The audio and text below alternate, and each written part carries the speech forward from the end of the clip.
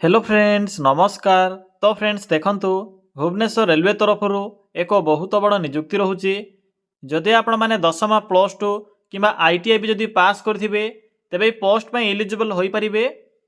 जदि भी सिलेक्शन पाइबे जेहेतु ए नोटिफिकेशन टी east coast railway division under आसूची तो ओडिशा भितर पोस्टिंग पाइपर। Bhubaneswar railway division under posting पाइपर। आपण मैंने स्टार्टिंग रे ही 45,000 पर्यंत सैलरी पाइपर। एथिरे डिफरेंट टाइप पोस्ट होची एवं मिनिमम बयस सीमा बा एज लिमिट रोचे 18 वर्ष। जदि आपन को 18 वर्ष बयस कंप्लीट हो जाउथिबो तेबे पोस्ट आवेदन करि परिबे। फ्रेंड्स आपण माने एथिरे किपरि आवेदन करिवे, आवेदन करिवार कंप्लीट प्रोसेस मो आपन को ए वीडियो माध्यम रे जणाइबी, तो वीडियो को शेष पर्यंत देखि नेबे। फ्रेंड्स जदि आपण माने प्रथम थर पई आम चैनल रे विजिट करूथिबे तेबे एई भली नुवा नुवा सरकारी जॉब रो न्यूज़ पाइबा पई चैनल टी को सब्सक्राइब करी वीडियो टी को भी गोटे लाइक कर नियंतु। फ्रेंड्स देखंतु ए नोटिफिकेशन टी ईस्ट कोस्ट रेलवे डिविजन जहाँकि भुवनेश्वर तरफ ए नोटिफिकेशन टी रिलीज होईची। हु कैन अप्लाई एथिरे केउ मन आवेदन करि परिबे।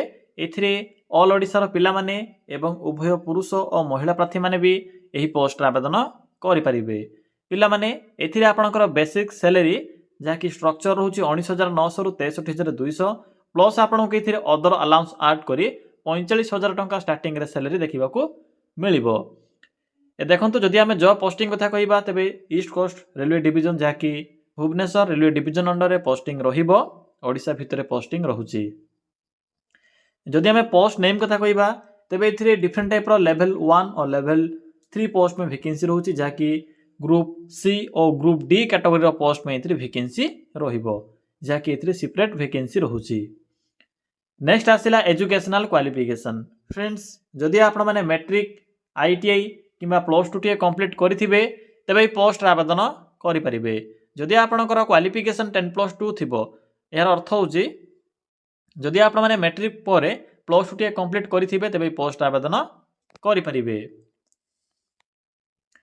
फ्रेंड्स देखंतु एथिरे एप्लीकेशन फी कोन रहइबो। फ्रेंड्स देखंतु जेहेतु इथिरे एग्जाम रहउची तो एग्जाम अनुसार आपन के इथिरे एप्लीकेशन फी पे करबा को पड़िबो एवं जहाँ भी आपण माने फी टी पेमेंट करिवे सेही फी टी रिफंडेबल रहिबो, आपन को रिटर्न हो जिवो जे आपण माने एग्जाम अटेंड करि सरिला परे। देखंतु नेक्स्ट होला एज लिमिट। एथिरे आवेदन करिवार मिनिमम एज लिमिट रहउची 18 वर्ष, मैक्सिमम रहउची 42 वर्ष। जदि आपनकर बयसटी मिनिमम 18 वर्ष हो जाउथिबो तबे पोस्ट आवेदन करि परिबे, मैक्सिमम रहउची 42 वर्ष। बाकी ओबीसी एससी एसटी और पीडब्ल्यूडी कैटेगरी बा एक्स सर्विसमैन एई सब कैटेगरी पिला माने एथिरे एज रिलैक्सेशन पाई परिबे, एक्स्ट्रा एज लिमिट पाई परिबे। नेक्स्ट आसिला सिलेक्शन प्रोसेस। फ्रेंड्स एथिरे सीबीटी एग्जाम रहउची, मेडिकल एग्जाम रहिबो, डॉक्यूमेंट वेरिफिकेशन बा डीवी रहिबो। पिला माने यार जो एग्जाम रहउची एग्जाम रा प्रोसेस कोन रहिबो, एग्जाम पैटर्न कोन रहिबो, सब इन्फॉर्मेशन नोटिफिकेशन रे पीडीएफ रे मिलि जिवो, आपण माने चेक करि नेबे। मो भी आपण को कहि देबी शेष पर्याय मन रखिबे डीवी बा डॉक्यूमेंट वेरिफिकेशन रहउची। नेक्स्ट आसिला इंपोर्टेंट डॉक्यूमेंट। पिला माने जेहेतु ए नोटिफिकेशन टी केवल ईस्ट कोस्ट रेलवे डिविजन पे रहउची एथिरे उभय ऑफलाइन और ऑनलाइन प्रोसेस रहिबो। आपण माने चाहिले ऑफलाइन भी एही पोस्ट आवेदन करि परिबे। एथि पई एथिरे जहा भी सब डॉक्यूमेंट गुडी को मेंशन अछि सब डॉक्यूमेंट रो पीडीएफ फॉर्मेट हो किबा जेरॉक्स फॉर्मेट मध्ये आवश्यक पड़िबो। जदि ऑनलाइन रे आवेदन करूछन्ती तबे पीडीएफ फॉर्मेट आवश्यक पड़िबो। जदि आपण माने ऑफलाइन रे आवेदन करूछन्ती तबे एथिरे जेरॉक्स फॉर्मेट गुडी को आवश्यक पड़िबो, जेपर कि photo, signature, certificate, matric plus two. जदि आपण माने कोनसी स्पोर्ट्स रे आपणकर जदि सर्टिफिकेट थिबो नेशनल हो किबा आपणकर स्टेट लेवल रो तबे सही अनुसार आपणकर सर्टिफिकेट ए सहित आईडी प्रूफ रे आधार कार्ड। तो पिला माने एई सब डॉक्यूमेंट गुडी को आवश्यक पड़िबो। नेक्स्ट आसिला एप्लीकेशन मोड। एथिरे ऑनलाइन रहउची, ऑफलाइन रहउची। म आपनको पूर्वरु कहि सारिछि एथिरे both online and offline process रहिबो। अप्लाई डेट देखंतु जाकी स्टार्ट होई सारिछि ऑलरेडी। तो चलंतु फ्रेंड्स एबा आलोचना करिबा जे आपण माने किपर एथिरे आवेदन करिवे। एथिरे आवेदन करिवार कंप्लीट प्रोसेस म आपनको एबे कहिबी। फ्रेंड्स एथिरे किपरि आवेदन करिवे देखंतु आवेदन करिवा पय सिंपली निज मोबाइल फोन रे थिबा गूगल टी को ओपन करंतु। ओपन करि सारिला परे सिंपली सर्च करंतु। कोन सर्च करिवे सिंपली टाइप करिवे ओडिशा देन स्पेस ते लिखिबे जीओवीटी जॉब देन लिखिबे .in। देखि परथुबे पिला माने जे एठरे मु कोन टाइप करली सिंपली आपण माने एभली मेंशन करिवे। या पर सर्च रो ऑप्शन ऊपर क्लिक करिवे।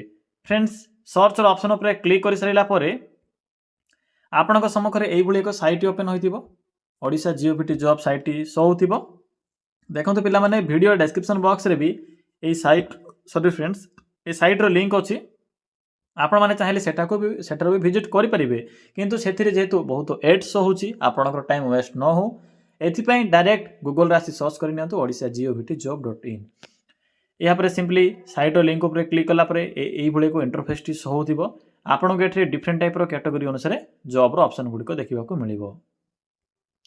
तो देखो एथिरे लेटेस्ट जॉब रो सेक्शन रे east coast railway Bhubaneswar recruitment 2026 रो नोटिफिकेशन टी शो हेबो एठरे क्लिक करंतु पिला माने क्लिक कला पर आपन को पोस्ट रो फुल इन्फॉर्मेशन शो हेबो देखि परथबे पिला माने यार लास्ट डेट केबे रहउची ना इथिरे 9/2/2026 बा फेब्रुआरी 9 पर्यंत डेट रहउची आप माने फेब्रुआरी 9 पूर्व ए पोस्ट आवेदन करि परिबे।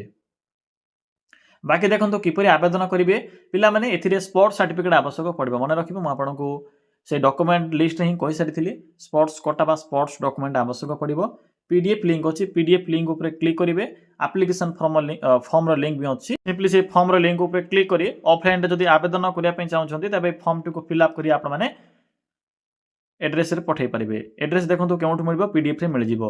तो फ्रेंड्स यह थिला सब नोटिफिकेशन पोस्ट आवेदन करिबार एही फॉर्म पीडीएफ लिंक सब आपन को एठरे तार लिंक टी मिल जिवो। तो फ्रेंड्स यह थिला एही रेलवे डिपार्टमेंट अंडर रे आसीथिबा बा east coast railway division under आसीथिबा वैकेंसी रे आवेदन करिबार फुल इन्फॉर्मेशन जदि आपन को किछि भी डाउट लागुथिबो तबे कमेंट सेक्शन में कमेंट करी जणाई परिबे।